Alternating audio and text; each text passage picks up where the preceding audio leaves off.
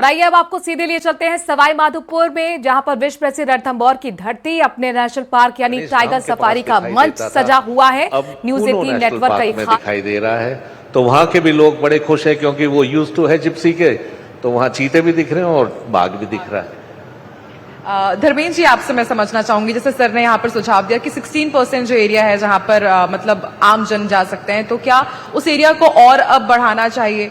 और जब बात होती है राजस्थान के टाइगर रिजर्व की, तो रणथंभौर उसमें अग्रणी है, नो डाउट, लेकिन उससे दूसरे जो रिजर्व है उनको क्या सीख लेनी चाहिए यहाँ के स्टाफ से, यहाँ के मैनेजमेंट से, ताकि वो भी रणथंभौर की ही बराबरी कर सके और फिर जो सेफ टाइगर्स और लाइवलीहुड की जो पहल है वो और आगे बढ़ सके? सर देखिए, क्षेत्र को और खोला जा सकता है। कुछ क्षेत्र जो पेरिफेरी पर है वो क्षेत्र तो बिना खोले प्रोटेक्ट भी नहीं होंगे। मेरा मानना है कि रणथंभौर के चारों तरफ का जो क्षेत्र है जहां पर गांव वाले और रहते हैं, तो उस क्षेत्र को अगर हम टूरिज्म के लिए खोलते हैं तो इसमें कोई बुराई नहीं है। रादर देखिए, रणथंभौर में लगभग 400 से अधिक मंदिर है, उन मंदिरों पर तो हमारा कोई रोक भी नहीं है। अगर हम टूरिज्म पे देखें तो टूरिज्म पर हमें अगर सहयोग कर रहा है संरक्षण में तो खोलने में कोई बुराई नहीं है। रणथंभौर से जो बाघ बाहर जाते हैं वो शायद सरिस्का इतना कनेक्टेड नहीं है जितना रणथंभौर है। रणथंभौर के आसपास इधर आपके धौलपुर आ गया, इधर बूंदी आ गया, कुनो आ गया, मध्य प्रदेश का पूरा जंगल यहाँ से कनेक्टेड है। तो रणथंभौर में बहुत संभावनाएं हैं। रणथंभौर के आसपास जो है वो घड़ियाल और इस तरह के प्राणी भी मिलते हैं, तो टूरिज्म की भी अपार संभावनाएं हैं।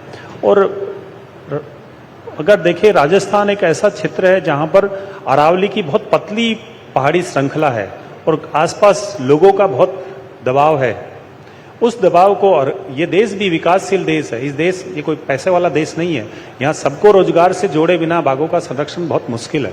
इसलिए जरूरी है कि हम ज्यादा से ज्यादा लोगों को शामिल करें, परंतु साथ ही साथ हम जो ये बढ़ते हुए होटल और बढ़ता हुआ दबाव है इसको भी थोड़ा नियंत्रित करें, जरूरी है। सर, ये तो आप मुझे लगता है बेहतर तरीके से बता पाएंगे, क्योंकि कैसे इस दबाव को कैसे कम किया जा सकता है, क्योंकि कहीं ना कहीं ये उनको भी तो इफेक्ट कर ही रहा है, टाइगर्स को या फिर दूसरे अन्य जानवरों को। बिल्कुल, हर नेशनल पार्क की एक कैरिंग कैपेसिटी होती है कि इस कैरिंग कैपेसिटी से ज्यादा वो विजिटर्स नहीं ले सकता।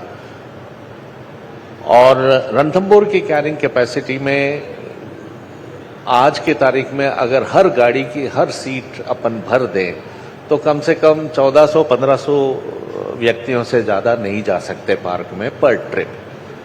यहाँ हालात अभी मौजूदा हमारे पास कम से कम 5000 कमरे अवेलेबल हैं, तो कैरिंग कैपेसिटी से 5 गुना ज्यादा तो ऑलरेडी हो गए हैं। तो जब भी लोग आए, जैसे मैं खुद, मेरी एक फैमिली में शादी थी कॉर्बेट नेशनल पार्क के साथ, तो वहां उन्होंने मेरे लिए कहा कि साहब आप रणथंभौर से आ रहे हैं तो आप सफारी के लिए जाइए, तो मैंने मना कर दिया। मैंने कहा